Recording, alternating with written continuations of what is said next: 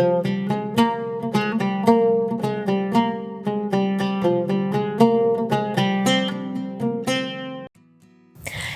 நம்ம மைதா கோதுமை இந்த மாதிரி மாவு வெரைட்டிஸ் எதுவுமே இல்லாமல் ரவா வச்சு பஞ்சு போல் கேக் எப்படி செய்கிறதுன்னு பார்க்க போகிறோம். அதுவும் கேக் ட்ரே இதெல்லாம் இல்லாமல் நம்ம வீட்டில் இருக்கக்கூடிய டீ கிளாஸ் வச்சு பஞ்சு போல் ரவா கேக் எப்படி செய்கிறதுன்னு தான் பார்க்க போகிறோம். வீடியோக்குள்ளே போகிறதுக்கு முன்னாடி நம்ம சேனல் இந்தியன் ரெசிபீஸ் தமிழை சப்ஸ்கிரைப் பண்ணிக்கோங்க. கூடவே இருக்க பெல் சிம்பலையும் கிளிக் பண்ணிக்கோங்க.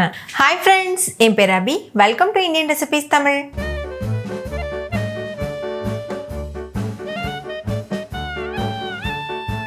ஃபஸ்ட் இந்த ரெசிபி பண்ணுறதுக்கு ஒரு மிக்ஸி ஜார் எடுத்துக்கோங்க. அதில் 1 கப் அளவு ரவை சேர்த்துக்கோங்க. கூடவே 1/2 கப் அளவு சர்க்கரையும் சேர்த்து நல்ல ஃபைன் பவுடராக அரைச்சிட்டு வந்துடுங்க. நான் சேர்த்துருக்கிறது வறுக்காத ரவை, நார்மல் நம்ம உப்புமாக்கு யூஸ் பண்ணுவோம்ல அந்த ரவை. இது ரவைன்றதுனால நம்ம என்ன தான் அரைச்சாலும் கொஞ்சம் குறகுறப்பாக தான் இருக்கும். இப்போ அரைச்சிட்டு இது ஒரு உரமாக இருக்கட்டும். இப்போ ஒரு மிக்சிங் பவுல் எடுத்துக்கோங்க. அதில் 1/4 கப் அளவு ரீஃபைண்ட் ஆயில், 1/4 கப் அளவுக்கு தயிர் சேர்த்துக்கோங்க. எந்த ஃப்ளேவரும் இல்லாத எண்ணெய் சேர்த்துக்கோங்க. இது கூடவே 1 டீஸ்பூன் அளவு பேக்கிங் பவுடர், 1/2 டீஸ்பூன் அளவு பேக்கிங் சோடா இது சேர்த்துட்டு கொஞ்சமாக தண்ணி, அதுக்கப்புறமா ஒரு 1/4 கப் அளவுக்கு பால் சேர்த்துக்கோங்க. நான் ஒரு 2 டேபிள் ஸ்பூன் அளவு தண்ணி சேர்த்துருக்கேன். இப்போ இது எல்லாத்தையும் சேர்த்து ஒரு விஸ்க் வச்சு நல்லா மிக்ஸ் பண்ணிக்கோங்க. விஸ்க் இல்லைன்னா மிக்ஸி ஜாரில் போட்டு இதை நைஸாக அரைச்சிட்டு கூட நீங்கள் சேர்த்துக்கிறலாம். இப்போ இதில் ஃப்ளேவருக்காக ஒரு 1/4 டீஸ்பூன் அளவுக்கு வெண்ணிலா எசன்ஸும் சேர்த்துட்டு நல்லா மிக்ஸ் பண்ணிக்கோங்க. நல்லா மிக்ஸ் பண்ணதுக்கப்புறமா ஏற்கனவே நம்ம அரைச்சி வச்சுருக்கோம்ல ரவை, சர்க்கரை, அது ரெண்டுத்தையும் சேர்த்துட்டு நல்லா இதை மிக்ஸ் பண்ணிக்கோங்க. கொஞ்சம் கூட கட்டிகள் இல்லாமல் நல்ல ஒரு க்ரீமியான கன்சிஸ்டன்சிக்கு இதை நல்லா மிக்ஸ் பண்ணிக்கோங்க. இப்போ பாருங்கள், இது கொஞ்சம் கூட கட்டிகள் இல்லை, நல்லா இதாக கலந்தாச்சு. இப்போ இது ஒரு உரமாக இருக்கட்டும். நம்மளோட கேக் மாவு தயாராகிருச்சு. நம்ம இன்றைக்கி கேக் மோல்டு எதுவும் யூஸ் பண்ண போகிறதில்ல, நார்மலாக டீ கிளாஸில் தான் பண்ண போகிறோம். ஸோ நீங்கள் வீட்டில் இருக்க ஏதாவது கிளாஸ் எடுத்துக்கோங்க. அது உள்ளே எண்ணெய் அப்ளை பண்ணிக்கோங்க. நார்மல் நம்ம குக்கிங்க்கு யூஸ் பண்ணுவோம்ல அந்த எண்ணெய். எல்லா கிளாஸ்லேயும் எண்ணெய் அப்ளை பண்ணதுக்கப்புறமா இது உள்ளே கொஞ்சமாக மைதா மாவு சேர்த்துட்டு உள் பகுதியில் எல்லா இடத்துலையும் படுறதளவுக்கு இது போல் நல்லா மைதா மாவை ஸ்ப்ரெட் பண்ணிக்கோங்க. நீங்கள் மைதாவுக்கு பதிலாக கோதுமை கூட யூஸ் பண்ணலாம். இதே போல் மீத இருக்க எல்லா டம்ளர்லேயும் பண்ணிடுங்க. அடுத்து ஒரு குக்கர் சூடுபடுத்திட்டு அது உள்ளே ஒரு ஸ்டாண்ட் வச்சுருங்க. மூடி போட்டு மூடிட்டு ஹை ஃப்ளேமில் வச்சு ஒரு 5 நிமிஷத்துக்கு இதை ப்ரீஹீட் பண்ணிக்கோங்க.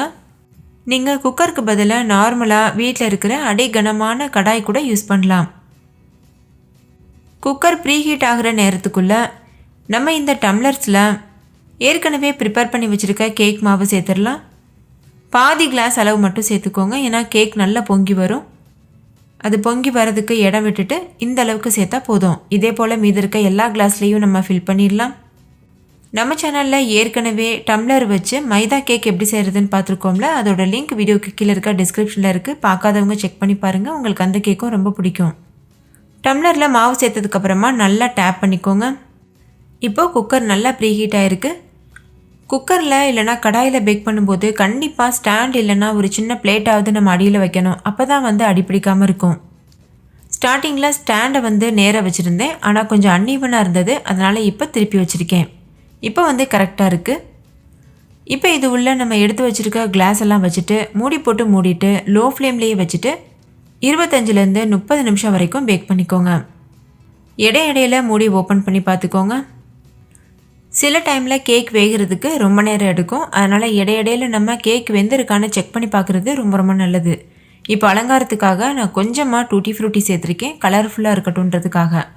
உங்களுக்கு டூட்டி ஃப்ரூட்டிஸ் ஃப்ளேவர் பிடிக்காதுன்னா நீங்கள் ஏதாவது நட்ஸ் கூட சேர்த்துக்கலாம், இல்லை அப்படியே ப்ளைனாக கூட நீங்கள் கேக்கை பேக் பண்ணலாம். இது போல் டூட்டி ஃப்ரூட்டி சேர்த்ததுக்கப்புறமா மூடி போட்டு மூடிட்டு நான் சொன்னது போல் வேக வச்சுக்கோங்க. நீங்கள் அவனில் பேக் பண்ணுறீங்கன்னா அவனை 180 டிகிரி செல்சியஸ்க்கு 10 நிமிஷத்துக்கு ப்ரீஹீட் பண்ணிக்கோங்க. அதுக்கப்புறமா அதே டெம்பரேச்சரில் 15 நிமிஷம் பேக் பண்ணால் போதும். அவனில் சீக்கிரமாக ரெடி ஆயிரும். கடாய் குக்கரில் கொஞ்சம் லேட் ஆகும்.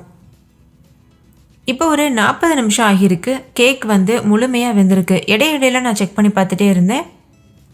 கேக் நல்லா வெந்திருக்கான ஒரு க்ளீனான கத்தி வச்சுட்டு இது போல் இன்சர்ட் பண்ணி பாருங்கள். கொஞ்சம் கூட மாவு ஒட்டாமல் வந்ததுன்னா கேக் வெந்திருக்குன்னு அர்த்தம். இப்போ இதை கொஞ்ச நேரம் அப்படியே ஆற வச்சுட்டு அதுக்கப்புறமா நம்ம டிமோல்ட் பண்ணிடலாம். எடுத்த உடனே நீங்கள் டிமோல்ட் பண்ணிட்டீங்கன்னா அது சூடாக இருக்கிறதுனால கேக் ரொம்ப சாஃப்டாக இருக்கும்ல. ஸோ நம்ம டிமோல்ட் பண்ணும்போது உடையிறதுக்கு வாய்ப்பு இருக்குது. அதனால் ஓரளவு ஆறுனதுக்கப்புறமா இது போல் கத்தி வச்சு ஓரங்களை எடுத்து விட்டுட்டு அதுக்கப்புறமா நீங்கள் கேக்கை வந்து வெளியில் எடுத்துடலாம். ரொம்பவே ஈஸியாக வெளியில் எடுக்க வரும். நீங்கள் இதுக்காக பட்டர் ஷீட்லாம் போடணும்னு அவசியமே இல்லை. நான் சொன்னது போல் ஆயில் அதுக்கப்புறமா மைதா மாவு மட்டும் சேர்த்திங்கனாலே போதும். நீங்களே பாருங்கள் எவ்வளோ சாஃப்டான ஸ்பஞ்சியான கேக் தயார் பண்ணியிருக்கோம். நீங்களும் கண்டிப்பாக உங்கள் வீட்டில் ட்ரை பண்ணி பாருங்கள். வீட்டில் இருக்க குட்டீஸ்லேருந்து பெரியவங்க வரைக்கும் எல்லாரும் கேட்டு வாங்கி சாப்பிடுவாங்க. அவ்வளோ சூப்பராக இருக்கும் இந்த கேக்கு. இதே போல் மீத இருக்க எல்லா கேக்ஸும் டிமோல்ட் பண்ணிவிட்டு நீங்கள் இதை சர்வ் பண்ணலாம். இப்போ இதை நான் பிச்சு காமிக்கிறேன் பாருங்கள் எவ்வளோ சாஃப்டாக எவ்வளோ ஸ்பஞ்சியாக இருக்குன்னு. ஸோ கண்டிப்பாக ட்ரை பண்ணி பாருங்கள். ஓகே ஃப்ரெண்ட்ஸ், இந்த பஞ்சு போல் ரவா கேக் உங்களுக்கு ரொம்ப பிடிச்சிருந்துச்சுல? பிடிச்சிருந்தா லைக் பண்ணுங்கள், உங்கள் ஃப்ரெண்ட்ஸ் கூடயும் ஷேர் பண்ணுங்கள். நீங்களும் வீட்டில் செஞ்சு பார்த்துட்டு டேஸ்ட் எப்படி இருந்ததுன்னு கமெண்ட்டில் சொல்லுங்கள். தேங்க்யூ, பாய்.